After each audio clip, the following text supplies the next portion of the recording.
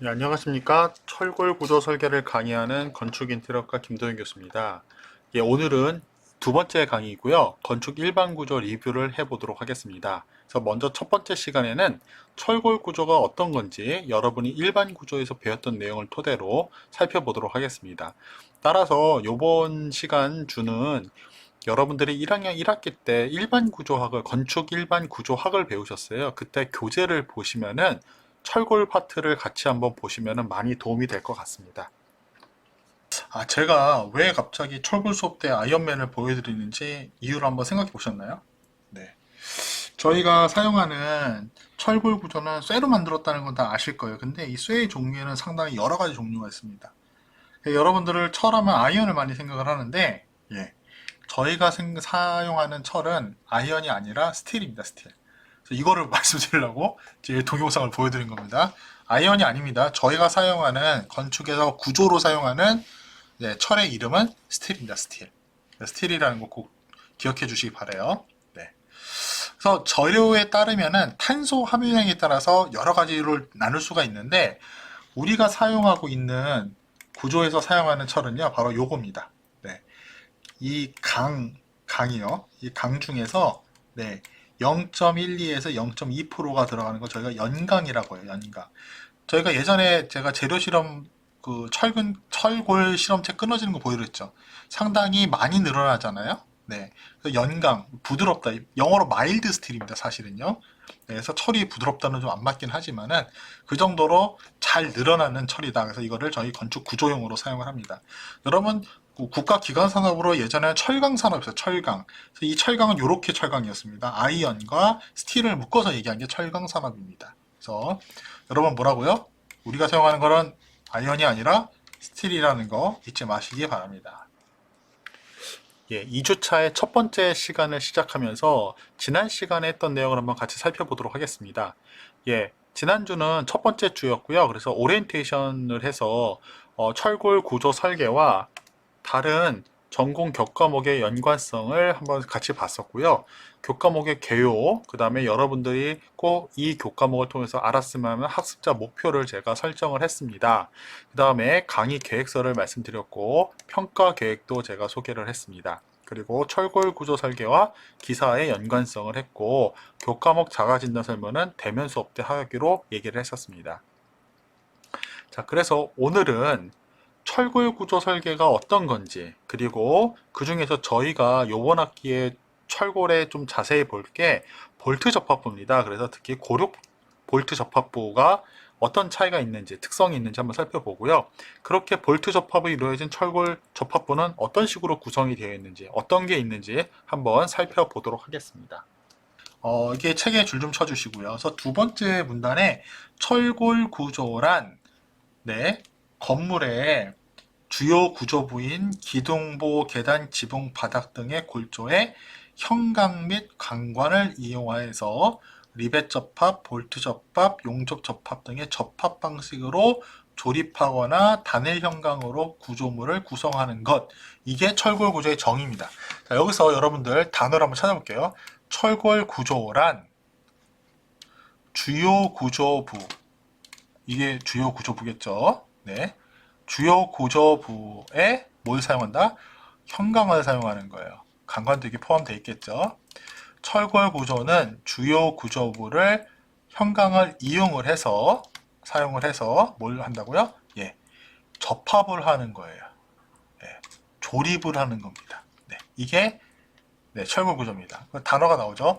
구조부를 현강을 써서 접합하는 방식을 저희가 철골 구조라고 얘기할 수 있습니다. 그리고 이제부터 할 거는 현강에 대해서 이제 알아보는 거예요. 현강에 대해서 알아보는 거고요. 그 다음에 부재가 뭐가 있는지를 알아볼 거고요. 그 다음에 또 접합의 종류에는 어떤 것이 있는지를 알아볼 겁니다. 그래서 철골 구조란 구조 부재를 현강을 사용해서 말을 조금 더 현장에서 접합한 조립도 쓰면 좋죠. 접합하는 방법. 요거를 저희가 철골 구조라고 정의를 할 수가 있고 각각을 살펴보시면 됩니다. 그래서 건축은 항상 전공은 뭐냐면 항상 용어, 개념을 중심으로 이해를 해야 돼요. 그래서 철골 구조가 뭐냐? 아까 보셨던 건 스틸이에요. 이게 아니고 스틸 스트럭처, 철골 구조는 구조부를 현강을 사용해서 접합하는 방법, 이게 바로 철골 구조라고 이해하시면 됩니다. 철골의 가장 큰 단점은 불에 약한 거예요. 화기에 약한 게 단점이 되고요. 녹이 쓴다는 거, 이 두 가지가 철골 또는 철근의 가장 큰 단점입니다. 그래서 철근 콘크리트는 두 개의 단점을 갖고 있는 철근을 어디다 넣어요? 콘크리트 안에 넣음으로써 어때요? 불이 났을 때 콘크리트가 열을 많이 흡수하죠. 콘크리트는 알칼리니까 철근을 넣었을 때 어떻게 돼요? 녹이 안 쓸죠. 그래서 이게 서로 커버가 된다고 말씀드렸잖아요. 근데 철골만 사용하는 경우에는 이 두 가지를 잘 커버를 해주는 보완 장치가 필요하다. 그런 것들도 같이 기억해 주시면 좋습니다. 철골만 세운다고 끝난 게 아니에요. 내화도 고려해요. 불에 대한 것도 방청, 녹 쓰는 것도 막아주는 것들을 다 같이 고려를 해 주셔야 합니다. 그렇게 만들어진 거는 고층 건물이나 긴 스팬 건축물에 적용할 수가 있습니다. 그래서 초기에 마천루, 고층 건물을 지을 때 철골을 되게 많이 사용을 했던 게 이제 빠른 시공이 가능하기 때문에 고층 건물에 많이 사용을 했습니다. 요 해당 부분에 줄 치시고 다음 슬라이드로 넘어가도록 하겠습니다. 자, 그래서 지금 철골의 특징, 제가 생각한 맵입니다. 처음에 철골은 인장에 상당히 강합니다.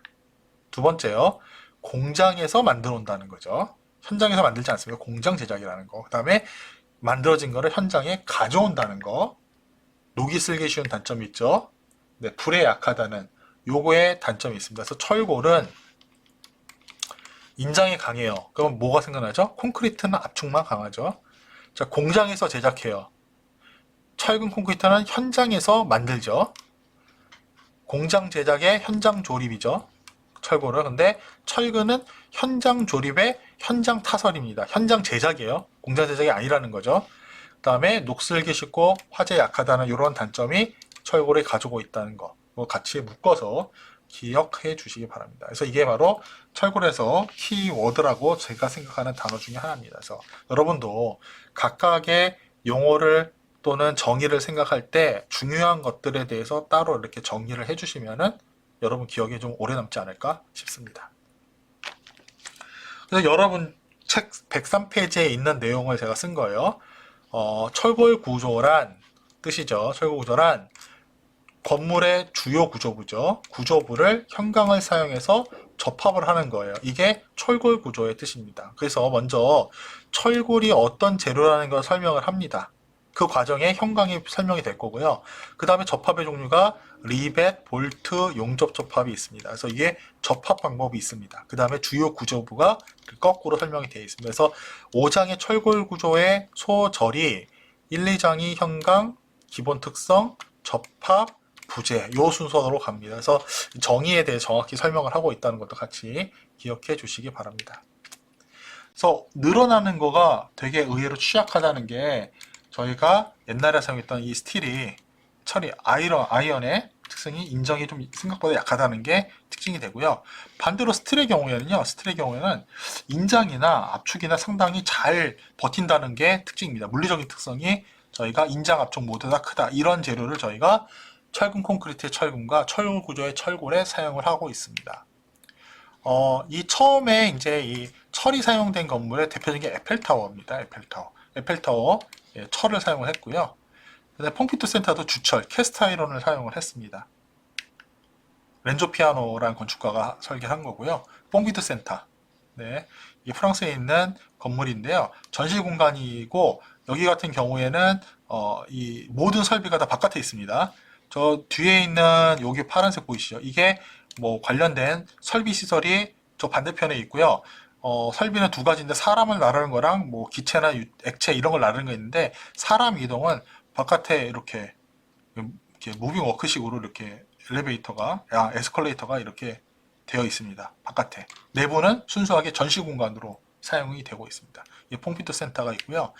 최근 지어진 건물이죠. 1944년은 이 램프라스가 태어난 해를 말하는 거고요. 이 CCTV 건물은 북경 올림픽이 있었잖아요. 2010년 전후에 있었는데, 전에 있었던 것 같은데, 그 북경 올림픽을 할 때쯤 CCTV 본사 건물, 북경에 있는 베이징에 있는 관영통신의 CCTV 본사 건물을 시공한 겁니다. 그래서 바깥에 보시면 이게 철골이 이렇게, 이게 철골로 이렇게 보강을 해 놓은 거, 구조가 이렇게 노출되어 있는 것을 저희가 확인할 수가 있습니다. 철의 종류인데요. 철의 종류. 우리가 철의 종류는 형상을 가지고 아까 형강이라고 했잖아요. 형강. 형강이 뭐냐면은 함으로 이 형자는 형상을 나타내요. 모양을 갖고 있는 철이라는 강이라는 뜻입니다. 그래서 형강은 모양을 갖고 있는 강인데 그 중에서 만약에 H형강이다. 이게 이거 H처럼 생겼잖아요. H. 영어로 H처럼 생겼잖아요. 그래서 이거를 H처럼 생겨서 H형강이다. 요거 볼까요? 뭐처럼 생겼어요? 기역처럼 생기기도 하고 L처럼 생기기도 했죠. 그래서 예, L형강이라고도 얘기합니다. L형강. 네. 이렇게 1번 뭐라 부를까요? 예, T형강입니다.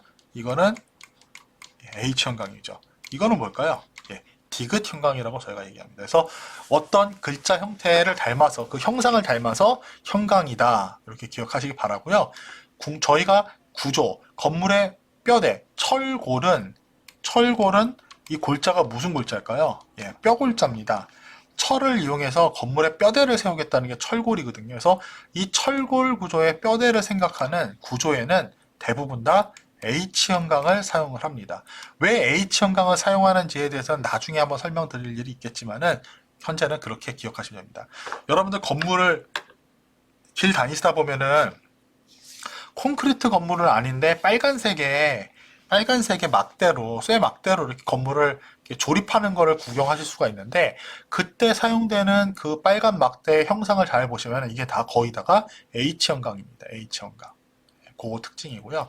그러면 이 형상을 보시면은 위에 형상이 있고 아래 게 있어요. 네.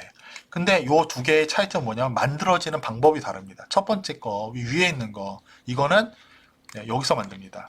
여기는 인천제철이에요. 인천제철에서 이 만드는 방법을 보여드리고 있는데, 맨 처음에 요 H자리를 이런 철골 덩어리를 철강 덩어리를 저 맨 앞에서 뚝 떨어뜨려요. 그럼 이 공정을 따라오면서 무수히 많은 롤러가 이렇게 위아래로 누르기도 하고 옆으로 좌우로 누르기도 하고 막 이런 식으로 롤러가 형상을 잡아가지고 최종적으로 이 끝에 오게 되면은 네, 형상을 잡아가는 거야. H 형상을 잡아가는 과정입니다. 그러면은 이 공장에서 특정 사이즈를 만들기 위해서 롤러가 다 규격화가 돼 있을 거예요. 그러면은 이 H 형광은 공장에서 만들어 오는 타입이기 때문에 어떻게 돼야 될까요? 앞에 PC 구조에서 했지만은 다품종을 만들 수가 없어요. 소품종을 대량 생산하는 개념이 공장 생산 개념이기 때문에 우리가 H 형광의 형태를 높이별로 많이 쓰는 거를 이렇게 규격화 시켰어요. 예를 들어서 옷 사이즈를 뭐 100, 105, 110 만들듯이 H 형광도 네, 중간에 뭐 높이가 300짜리, 400짜리, 500짜리 만든 거예요. 예를 들어서 내가 현장에서 사용을 하는데 높이가 550짜리가 필요하다. H형광의 높이가 550짜리가 필요하다 하는데 지금 제품에는 550이 없어요. 500, 600이에요. 그럼 뭘 써야 돼요? 500 써야 돼요? 600 써야 돼요? 네, 600 써야 되는 거죠. 제 몸 사이즈가 만약에 뭐 103 정도 된다. 그럼 100을 입을 수가 없잖아요. 105를 사야죠. 그러니까 기성품의 특징은 이렇게 규격화된 제품 안에서 내가 선택을 해야 되기 때문에 약간 큰 걸 선택을 해야 된다는 거죠. 그 개념이 여기서도 적용이 된다는 겁니다.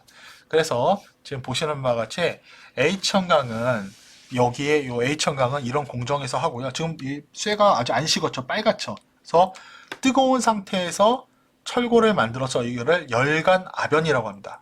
열간, 뜨거운 사이에 아변, 눌러서 만들어내는 거예요. 그래서 열간 아변 공정을 통해서 저희가 H형광을 만들어낸다. 그렇게 기억하시면 좋을 것 같습니다. 자, 요 내용은 여러분들 106페이지에 있는 내용을 같이 보시면서 보면 좋겠네요. 106페이지에 이제 형광에 대해서 좀 나와 있어요. 그래서 저희가 현장에서 많이 사용하는 게 그림 106페이지 그림 5-2번에 있는 H형광을 가장 많이 사용을 합니다. 자, 철강 제작하는 거를 한번 만들어 볼게요. 여기 보시면은요, 여기 같은 경우에는 우리가 생각하는 그런 현장에서 사용하는 철기나 철골을 만드는 게 아니라 여기 같은 경우에 상당히 좋은 제품을 지금 만드는 과정으로 생각하시면 됩니다. 그러니까 자동차 나 배를 만들 때 쓰는 순수한 고성능의 그 철을 만들 때가 바로 이런 일관 제철, 포스코 제철 같이 그 용광로에서 끓이는 거 있잖아요. 원자재를 끓이는 그런 거는 건축에 잘 사용하지 않습니다. 건축에서 아주 특수한 케이스에 쓰고 우리가 흔하게 보는 거는 이런 식으로 사용하지 않고 만들지 않고 이렇게 만듭니다. 고초를 전기로에서 녹여가지고 그 전기로에서 저희가 반제품 형태를 만듭니다. 이거를 어떻게 만드느냐? 가열하고서 아변에서 뜨거운 상태로 가열시킨 뜨거운 상태에서 어떻게 하냐면 이렇게 뜨겁게 하고 롤러로 힘을 가해서 반제품을 원하는 형상으로 만들어서 형광을 만드는 거예요. 철근은 반제품을 아변해서 철근을 만드는 겁니다. 그래서 우리 건설에서는 전기로에서 고초를 녹여서 사용하는 그런 제품들을 사용하고 있습니다. 그래서 형광과 철근을 만드는 공정은 이렇게 지금 설명을 할 수가 있습니다. 얇아지는 것을 볼 수가 있습니다. 그래서 늘어난 길이를 보셔도 아시다시피 상당히 많이 늘어났어요. 그래서 이거를 마일드 스틸이라고 저희가 얘기를 합니다. 연강이라고 얘기를 합니다. 그래서 재료를 지금 잡아당겼을 때 늘어나잖아요. 그럼 이거 그림으로 저희가 표현을 합니다.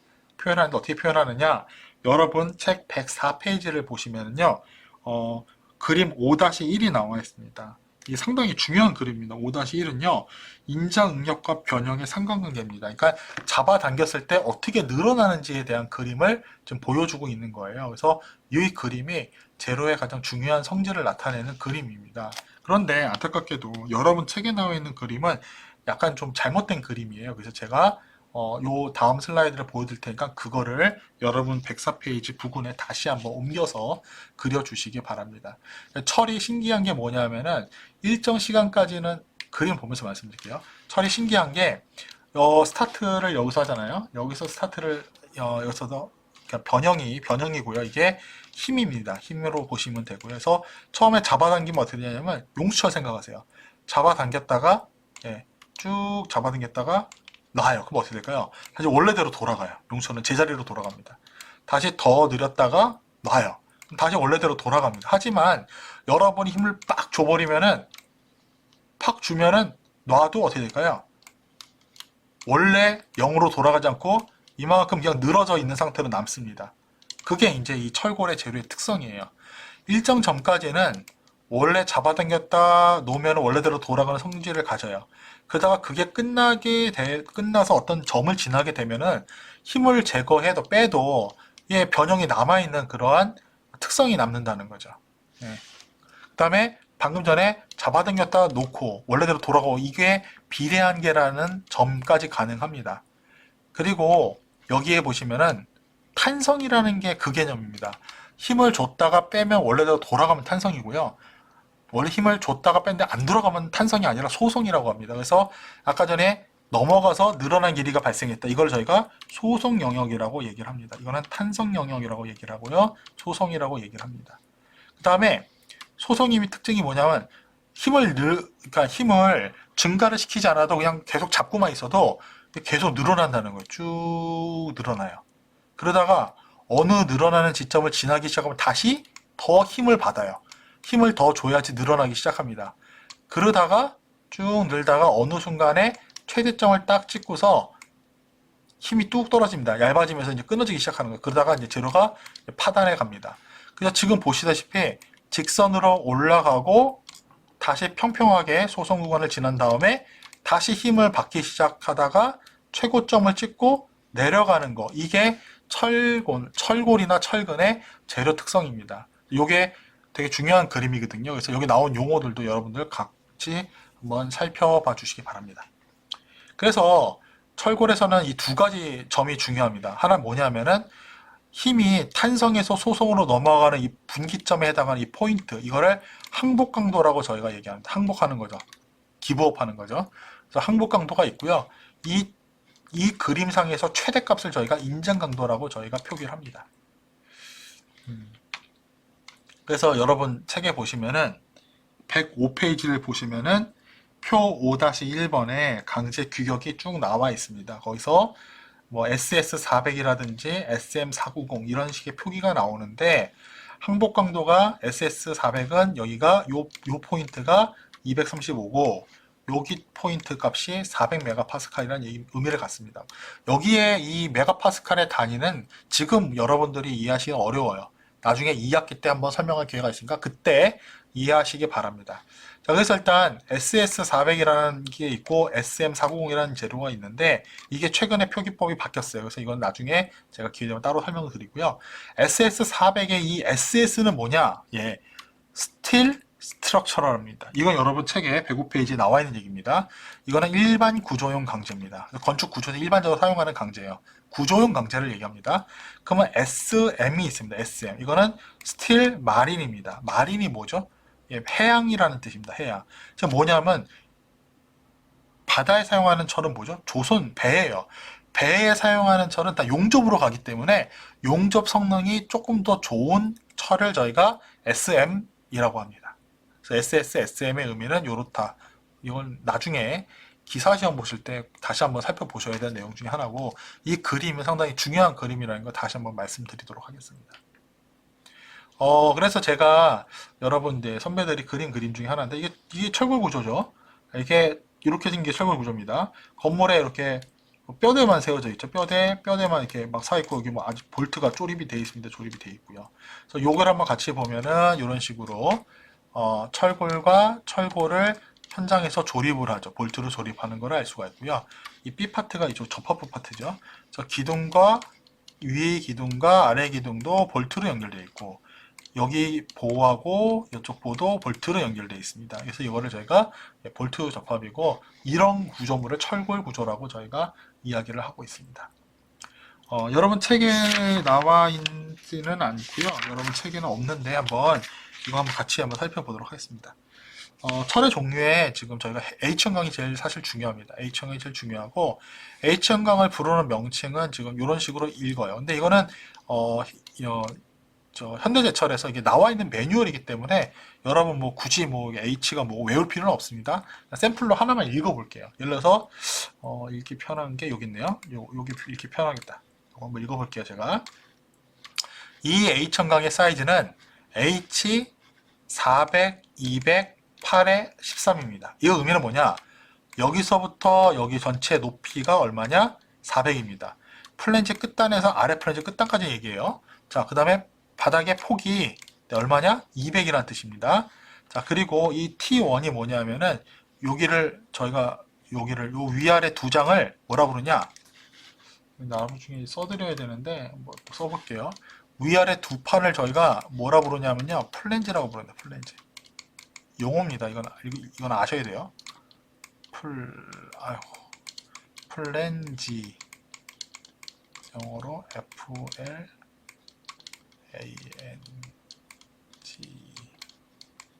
FLANG가 플랜지입니다. 그럼 요 가운데 있는 요거 뭐냐? 이거는 웨브라고 합니다. 웨브. 이거를 WEB라고 씁니다. 이거 H형광에 대한 건 아셔야 됩니다. 이거 플랜지 가운데 웹. 그래서 상하 플랜지 사이의 거리를 높이라고 하고요. 여기 요 웹의 두께 T1이고요. 플랜지의 두께가 T2입니다. 자, 우리가 일반적으로 상하 플랜지의 사이즈는 똑같습니다. 그래서 제가 하나만 쓰는 겁니다. 400에 200에 8에 13 이렇게 기억하시면 됩니다. 이렇게 읽을 수 있다는 걸 기억하세요. 그거를 치수로 외우라는 얘기가 아닙니다. 그리고 H를 딱 써가지고 이거 뭐라고 그랬죠? 이게 플랜지고 이거 웹이다. 이것까지 아시면 아주 훌륭합니다. 그래서 지금 보시다시피 철골 공장에서 지금 아변을 해서 만든 거잖아요. 그래서 롤링 부재라고 얘기를 해요. 아변이 롤링이니까. 그래서 제철사에서 만든 기성품이에요. 기성품.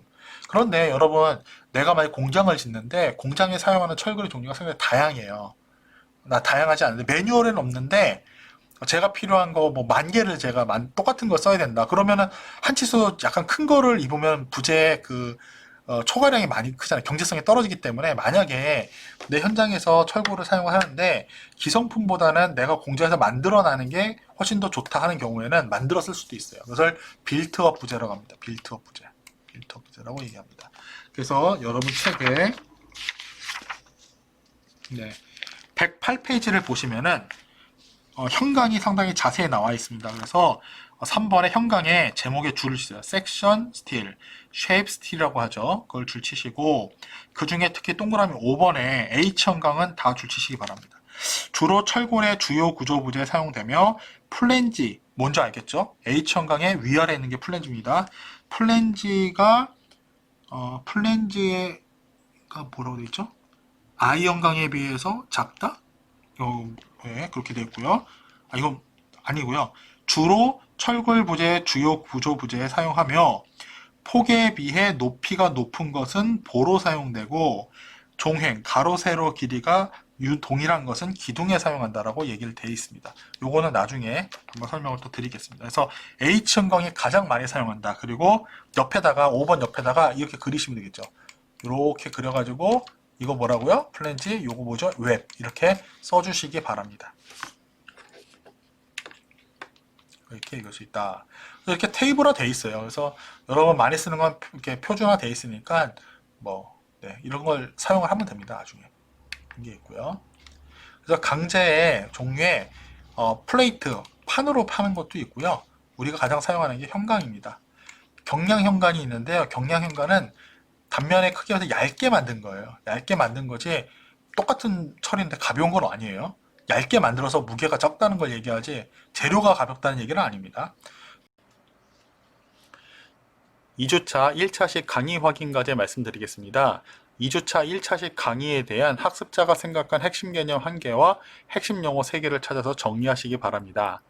단, 그 1차식 강의 자료 교재를 참조해서 노트 정리한 내용을 찍은 사진을 업로드해 주시고요.